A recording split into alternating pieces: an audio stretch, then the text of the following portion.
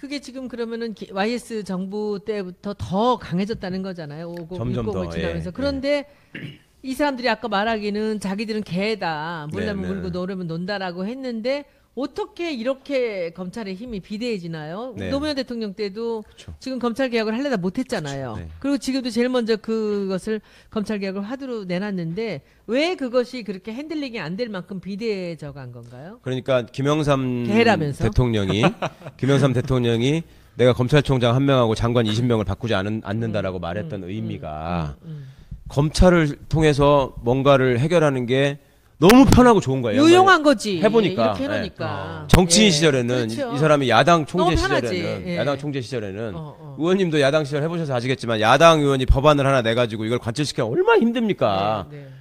그 막 이은재 같은 사람도 붙잡고 막 의원님 이거 하나만 좀 어떻게 해주세요 이렇게 해야 되는 상황이 있잖아요. 난 이은재 붙잡고는 안 해 그래도.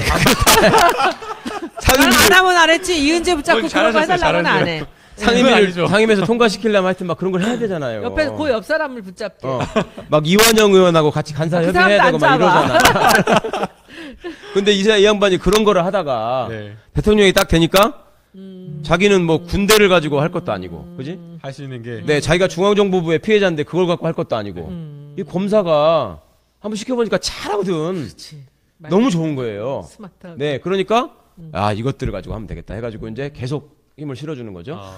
그 다음에 김대중 정부가 됐는데 DJ 정권에서는 지금 생각해 보면 검찰을 제대로 바로잡고자 하는 시도를 그나마 제도적으로는 못했지만 그나마 정권 입장에서는 최선을 다했던 정권이라는 평가를 합니다. 그런데 그때는 과거 독재 정권 시절에 김대중 대통령에 대해서 다 공격을 했던 자들이 검사잖아요. 대통령이 사형 선고를 받았던 분이 대통령이 되신 거잖아요. 그걸 검사가 한 거잖아요. 사형 구형을 네. 했던 게. 그러니까 검사들이 바짝 쫄았다고요. 대통령이 딱 되니까. 그래가지고 대통령이 취임하시고 나서 검사장들을 청와대에 불러가지고 오찬을 딱 하는데 이것들이 정말 겁을 먹고 간 거야. 이제 뭐라고 할까. 네. 딱 갔는데 대통령이 거기서 뭐라고 하셨냐면 휘호를 하나 써가지고 딱 주시면서 검찰이 바로 서야 나라가 바로 선다. 이걸 써가지고 주셨어요. 한글로.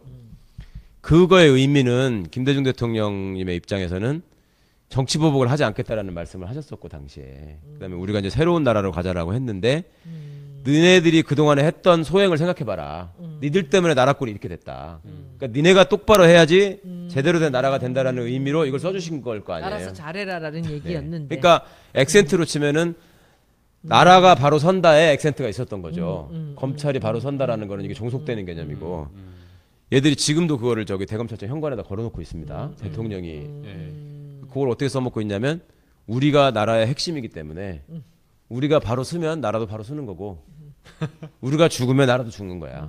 우리가 중심이야 세상에. 네, 이렇게 얘기하고 있는 거예요. 그러니까 검찰은 정치 권력 아까 물어보신 정치 권력의 간섭으로부터 어떻게 저기 할 수 있느냐라고 물어보면 검사들이 요즘에도 하는 얘기가 뭐냐면 특검 안 보셨어요? 특검? 이번 박영수 특검이 다 검사들이 가서 한 거예요. 근데 검사들이 그렇게 나쁜 놈이면 어떻게 그런 성과를 냈겠어요? 네. 보세요, 여러분. 이유는 한 가지예요. 박영수 특검과 검찰의 차이는 네. 박영수 특검은 대통령이 간섭을 하지 못하고 예. 특검이 독자성을 가지고 움직였잖아요. 예. 그렇게 하니까 그런 성과를 내잖아요. 그러니까 우리 검찰을 대통령이 컨트롤하지 말고 예. 그렇지. 놔두고 우리끼리 알아서 하게 하면 우리끼리 잘합니다. 이게 검찰의 논리예요. 근데 그렇게 해놓으면 진짜 이건 천둥벌거숭이가 되는 거예요. 권력 정말 검찰 파쇼가 되는 되는 거지. 겁니다. 예. 네, 제도를 고치지 않고 그렇게 해놓으면 정말 위험한 얘기인데 국민들이 그냥 들으시기에는 그럴싸해요. 특검을 예를 두니까. 그리고 또 하나 따라붙는 얘기가 아유 경찰을 어떻게 믿어요? 응? 경찰 보세요. 지금도 돌아다니면서 동네 저기 술집 가가지고 삥 뜯는 사람들이 있는데 이런 얘기들을 하잖아요. 사람들이 그거에 대해서 경찰들이 정말 많이 노력해서 많이 바꾸었는데도 불구하고 당하는 사람들이 아직도 있거든. 경찰이 숫자가 많으니까. 그러니까 이제 그런 것들을 활용하려고 하는데 문제는 정치 권력이 검찰의 속성을 너무 몰랐어요. 그러니까 DJ 정부와 참여정부의 실패의 이유는 검찰을 바로 서려고 하는 의지도 있었고 검찰을 정치적으로 이용하지 않겠다라는 거는 확고하게 했었는데 예. 아니 DJ 정부나 노무현 정부 시절에 무슨 검찰을 이용해 가지고 정치적으로 누구를 핍박한 사건이 있었나요? 없잖아요. 그렇죠. 예.